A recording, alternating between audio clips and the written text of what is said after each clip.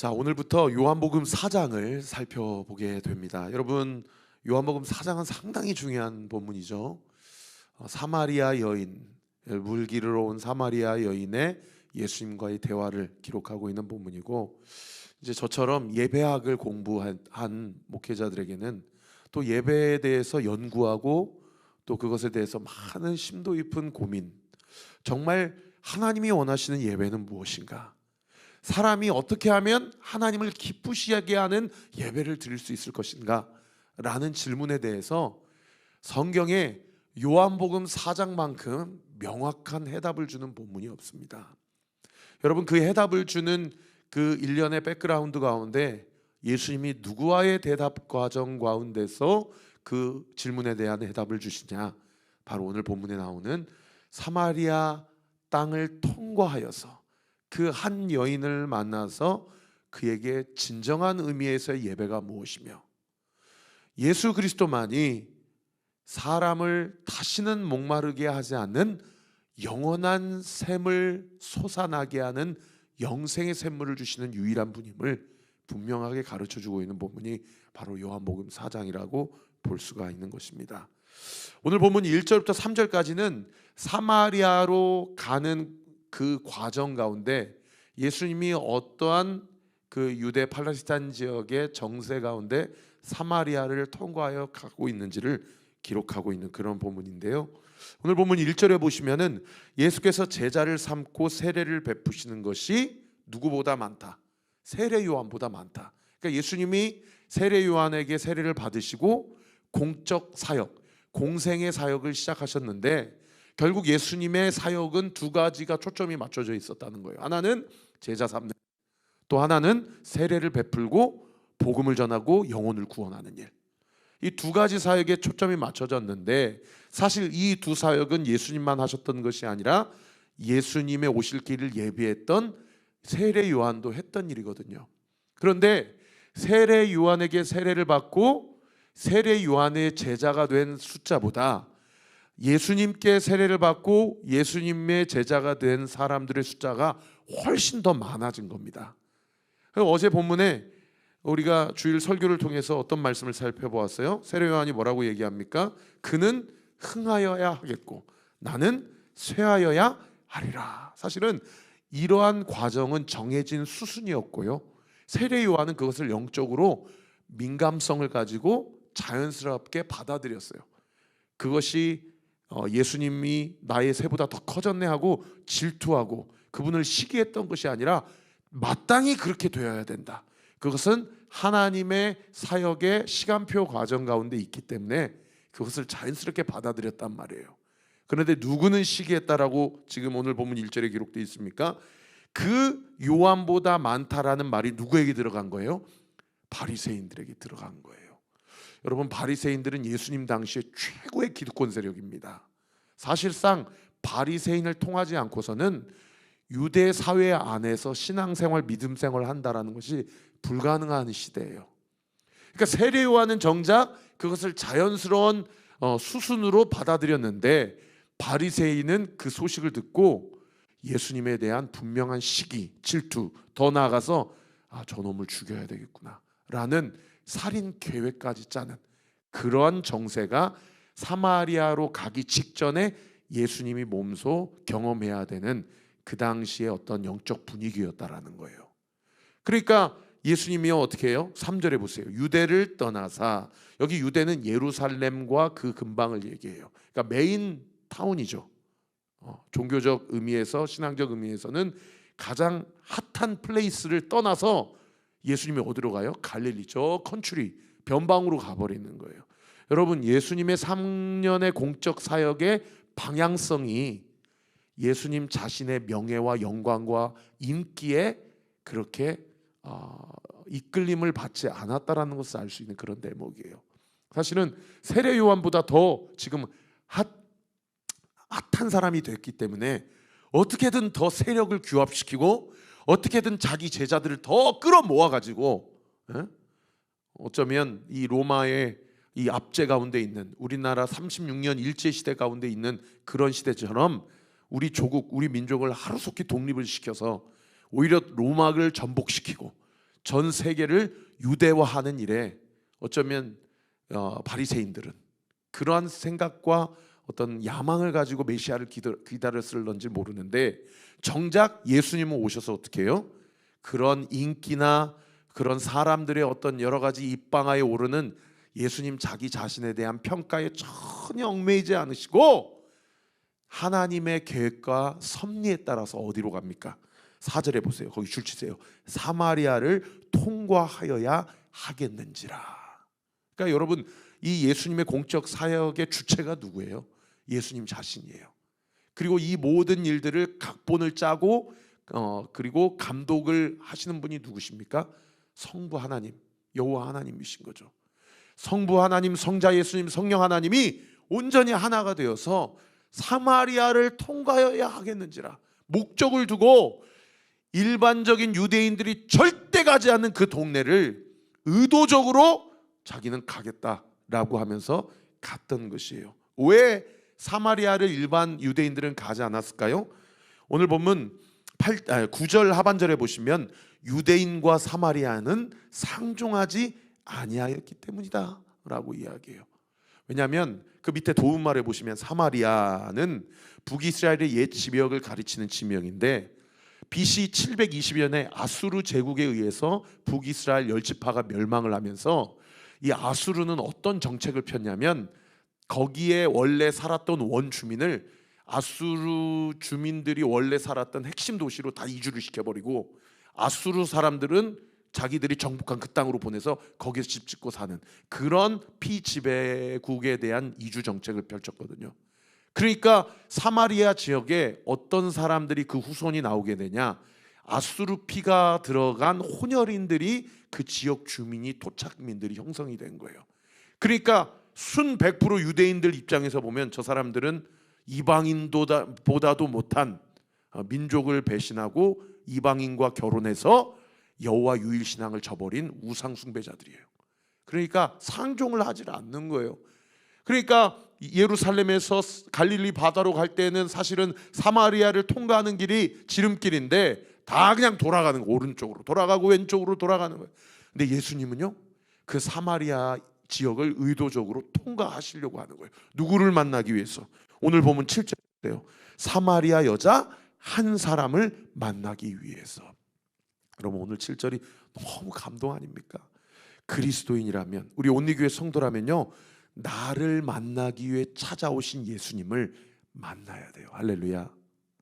이미 나 한 사람 만나기 위해서 찾아오신 예수님을 만나신 분들도 계시고, 지금 만나실는 말랑말랑 하시는 분도 계시고, 또 아직 만나시지 못한 분도 계실 수 있어요. 여러분, 그리스도인은요, 반드시 예수님과의 인격적 교제와 만남이 있어야 됩니다. 할렐루야. 그런데 그 만남은 내가 예수님한테 전화 걸어가지고, 주님 언제 좀 만나시죠? 여기 현대 스페이스 아울렛 어디서 좀 뵙겠습니다, 이렇게 해서 만날 수 있는 분이 아니라는 거예요. 여러분, 우리는 어떻게 예수님을 만날 수 있습니까? 우리가 주님을 만날 수 있는 길은 딱 한 가지 방법밖에 없어요. 예수님이 나를 찾아오셔야 돼요. 할렐루야. 예수님이 사마리아인을 찾아갔기 때문에 만난 것이지, 사마리아인이 약속 잡고 요셉 우물물 그 우물 곁가에서 12시에 만나십시다 하고 만난 게 아니라는 겁니다. 5절에 보시면 사마리아에 있는 수가라는 동네에 이르시니 야곱이 그의 아들 요셉에게 준 땅이 가깝고 거기 또 야곱의 우물물이 있었는데, 예수님도 하나님이시지만 참 사람이시기 때문에, 할렐루야, 이 신성과 인성을 같이 겸하여 가지고 계신 분이기 때문에 길 가시다가 피곤하여 우물물 곁에 그대로 앉으셨어요. 근데 그때가 언제예요? 6시쯤 되었다. 여러분, 성경에 몇 시다 하면 거기에 플러스 6 더하면 오늘날 시간이라고 제가 말씀드렸죠. 6 더하기 6이니까 몇 시예요? 12시 정오예요. 한번 상상해 보세요.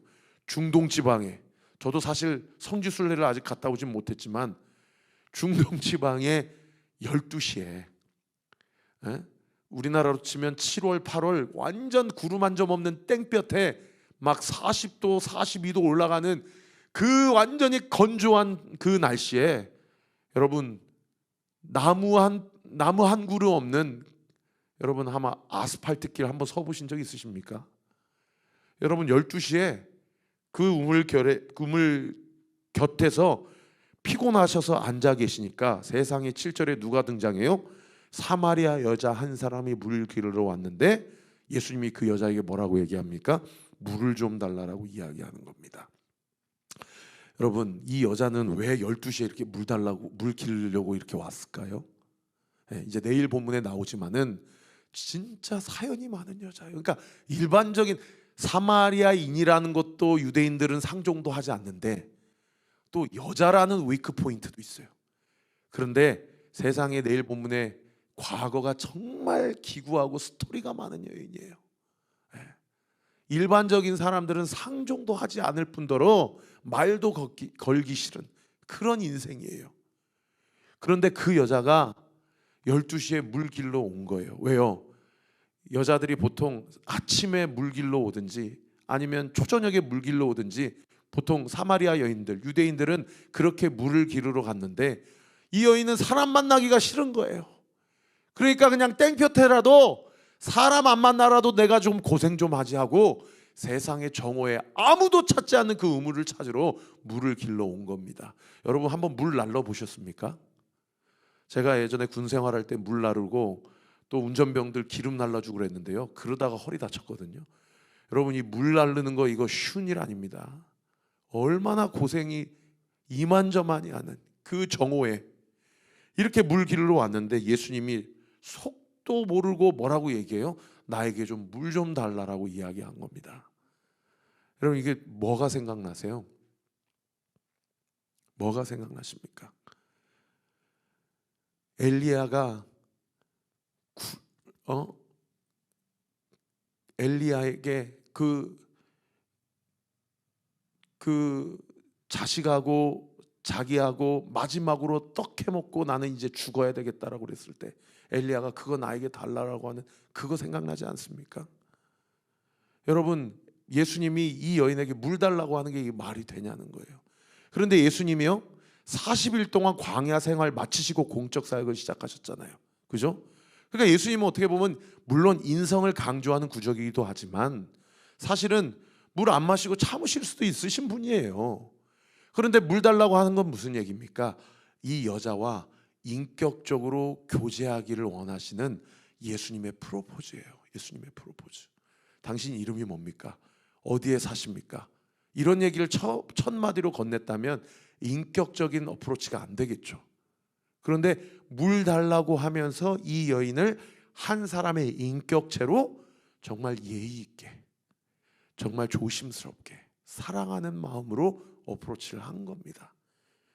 그러니까 이 여자가 뭐라고 얘기해요? 당신은 유대인으로서 어찌하여 사마리아 여자인 나에게 물을 달라고 하나이까? 라고 이야기를 하죠. 그때 예수님이 10절에 뭐라고 얘기합니까? 거기 줄 치세요. 네가 만일 하나님의 선물 동그라미 그리고 내게 물 좀 달라는 이 동그라미. 자, 여러분에게 여쭙겠습니다. 하나님의 선물 누구십니까? 예수 그리스도. 할렐루야. 내게 물 좀 달라는 이 누구십니까? 예수 그리스도. 할렐루야. 네가 만약에 메시아 예수 그리스도를 알았다면 내가 지금 너에게 물 달라고 했지만 오히려 네가 나에게 물을 달라고 했을 것이다. 그리고 그가 10절 하반절에 보세요. 생수를 너에게 주었을 것이다 라고 이야기를 해요. 이 여자가 이해가 됐을까요? 안 됐을까요? 이해가 안 돼요. 그러니까 11절과 12절에 뭐라고 얘기합니까? 여자가 이르되 주여 물 기를 그릇도 없고, 여기 다른 번역 성경에 당신은 두레박도 없고, 그리고 그 다음 구절 이 물은 깊은데 당신이 어디서 그 생수를 얻겠사옵나이까? 뻥치지 마세요. 자꾸 이렇게 사기치지 마세요. 당신은 물 기를 그릇도 없고 그릇이 없으니까 우물물을 풀 수도 없는데 당신이 어떻게 나에게 그릇을 달라고 합니까? 여러분 이 얘기는 무슨 얘기예요? 당신이 메시아라고? 당신이 무슨 메시아야? 나는 당신이 메시아인 것을 인정하지 못하겠어. 사실상 이런 의미예요. 그리고 12절에 예수님의 자존심을 더 긁어버리죠. 어떻게 긁습니까? 12절 보세요. 우리 조상 야곱이 이 우물물을 우리에게 주셨고 또 여기서 자기와 자기 아들들이 짐승들이 다 마셨는데 당신이 야곱보다 크니까? 무슨 얘기예요? 나에게 지금까지 메시아는 야곱이었다는 거예요.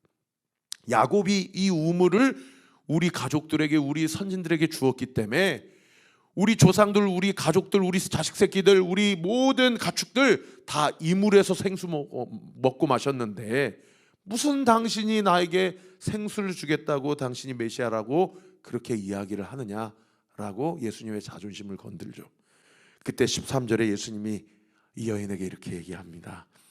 이 물을 마시는 자마다 다시 목마르냐니와 야곱의 우물을 마시는 자마다 또 12시에 정오에 물 기르러 와야 되겠지만은 14절에 보세요. 내가 주는 물을 마시는 자는 영원히 목마르지 아니하리니 줄 치세요. 내가 주는 물은 그 속에서 영생하도록 솟아나는 샘물이 되리라. 할렐루야. 여러분, 이 여자에게요, 이 메시지는요 평생 한 번도 들어보지도 맛보지도 못했던 복음이었습니다. 복음. 그러니까 세상 사람들은 어떻게 얘기해요? 저 사람 남편 잘 만나면 더 이상 저렇게 허드렛 일 안 하고 잘 살 수 있을 텐데, 그리고 남편을 소개시켜 주든지 아니면 매달 얼마를 후원해 주든지, 이런 거 다 뭡니까? 여러분, 다 야곱의 우물이에요. 여러분, 예수님이 공급하시는 샘물은요, 우리 주님을 인격적으로 딱 한 번만 만나면 여러분, 죄와 어둠의 세력부터 완전히 해방되는 놀라운 구원의 역사, 은혜의 역사가 일어난다 이 말이에요. 할렐루야. 오늘 이 새벽에도 주 앞에 예수 그리스도의 이름으로 부르짖고 주님을 찾을 때에 영생하도록 솟아나는 샘물이 우리 사랑하는 온리교회 모든 성도들의 삶 가운데 이미 온전히 부어졌음을 이 시간 예수 그리스도의 이름으로 선포합니다. 기도하겠습니다. 아버지 하나님, 감사합니다. 한 여자를 만나시기 위하여 굳이 사마리아로 가셔서 그 정오의 시간을 맞추셔서 그 장소의 시간을 맞추셔서 성령의 인도하심대로 하나님의 각본대로 한 영혼을 구원하는 현장 가운데 영생하도록 솟아나는 샘물을 허락하신 하나님, 오늘도 우리 주님 만나기 위해 이 새벽에 예배재단, 기도재단 쌓는 우리 사랑하는 온리교회 모든 성도들의 삶 가운데 아버지 하나님, 우리 구주 예수 그리스도만 공급하실 수 있는 결코 목마르지 않는 영원한 생명의 물을 온전히 공급하여 주시옵소서. 예수님을 알아보지 못하는 나의 고정관념이나 편견이 있다면, 그리고 내 마음 가운데 시기와 질투가 있다면 이 시간 철저히 예수 그리스도 십자가 앞에 못 박혀지게 하여 주옵시고, 온전히 성령의 음성을 따라 그리스도께서 공급하시는 모든 것으로 내 삶 가운데 부족함이 없다 온전히 고백하며 삶으로 경험되어지는 우리 모든 온리교회 성도들 되게 하여 주옵소서. 이 시간 예수의 이름으로 명하노니 이 새벽에 우리 성도들의 모든 기도의 제목이 응답될 지어다, 응답될 지어다, 응답될 지어다 믿고 감사드리오며 살아계신 우리 구주 예수 그리스도의 이름으로 기도하옵나이다. 아멘.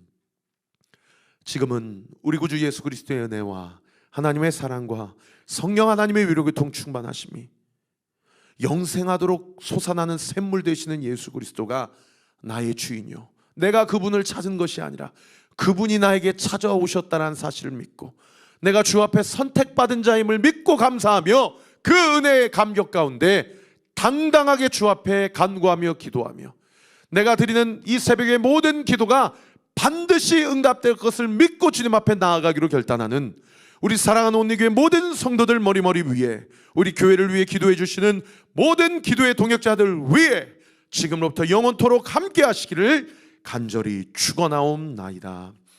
아멘.